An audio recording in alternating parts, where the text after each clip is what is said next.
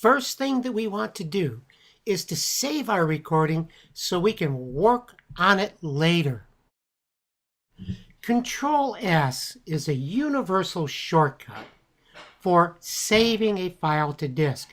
You can use it with any software, but now on a Mac, there is no Control key, so use Command S. So now we've got our recording. We want to save it to disk just in case we would like to work with it another time. And so what I'm going to do on my Mac is an Open Apple S.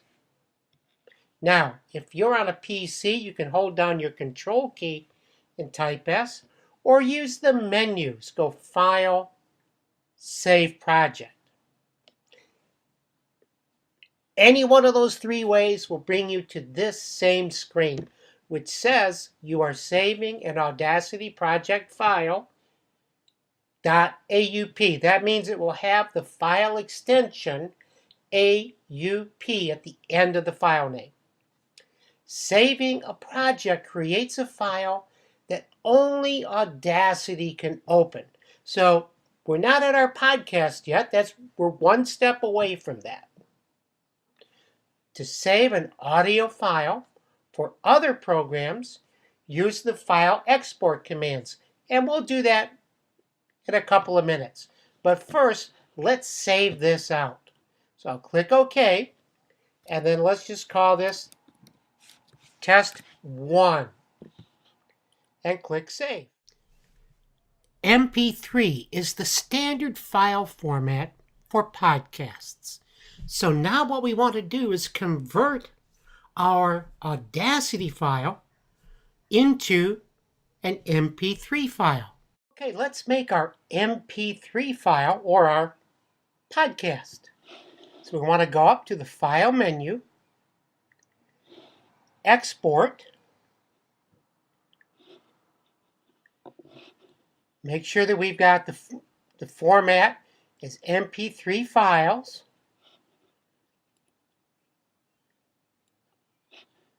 And then click Save.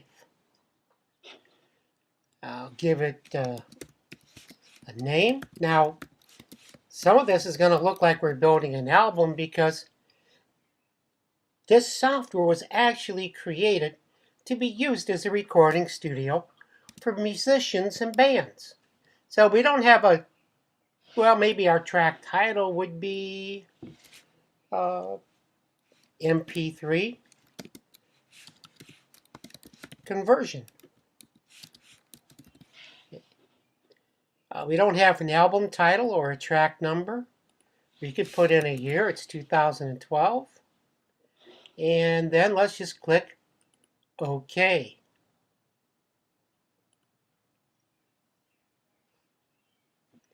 And it's done. It's just that easy.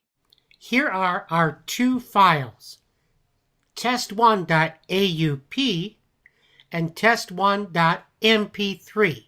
.mp3 is our podcast, and all we need to do is click on it.